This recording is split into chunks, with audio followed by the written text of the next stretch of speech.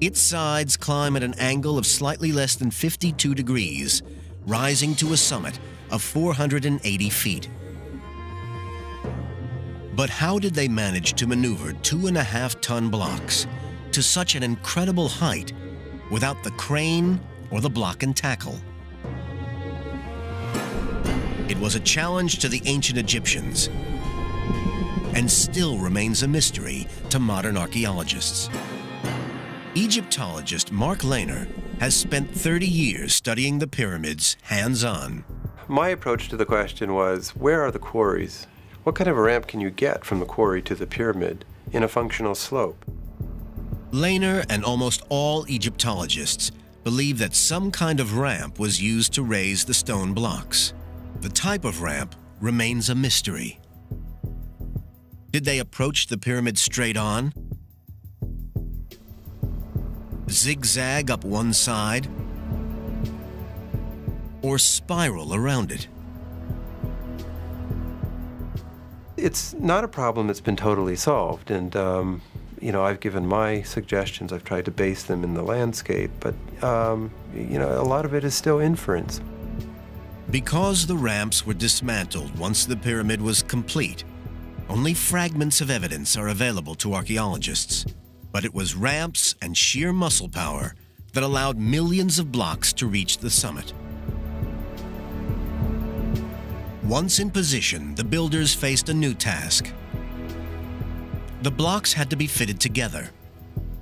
Surprisingly, in such a precise build, a large proportion of the internal stones were just roughly finished. The gaps between them were filled with rubble and gypsum mortar. In between the blocks were stuffed lots of limestone chippings mixed with a huge dollops of mortar. And it set just like modern concrete. But every stone that would be visible when the build was completed was placed with amazing precision. In the Great Pyramid, the blocks of the burial chamber fit precisely. The sides of these blocks had to be almost perfectly flat to make these astonishing joins.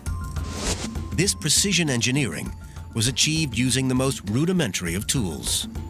Yes, we'll use this rods and string tool in order to find out whether the surface is truly flat. And by using a third rod, which is the same length as the other two rods joined by the string, which is now pulled very taut, we can see if it just slips under. Now, we've got a bit of a high spot there. Now, in ancient times, they would mark that simply by putting some red ochre on, just to remind the workers where to go to, and check along the length of the string.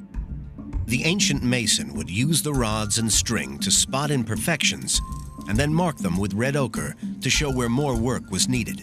Using two further tools, this one being a flint scraper and this one being a sandstone rubber, now we can use the marks as a guide to scrape away the high point like so. And it's obvious that as you scrape, the mark disappears, and with it, of course, the high spot. This same technique was also used in the final stage of construction. The rough internal blocks were covered with an outer casing of perfectly smooth stone.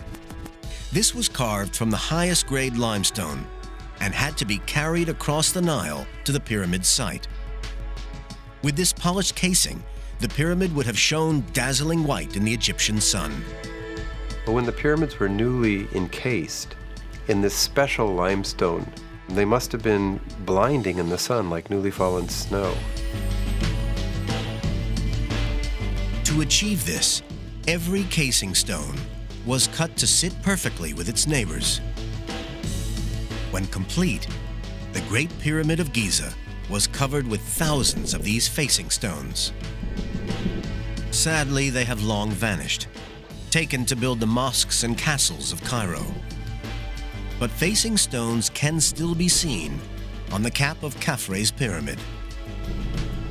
Even with all the Egyptian skills and tools, building the pyramids was still an incredibly hard task, requiring millions of man-hours to complete. Legend has long suggested that the pyramids were built by armies of slaves. The legends are wrong. Forensic archaeological discoveries are now putting a face on the people who really built the pyramids.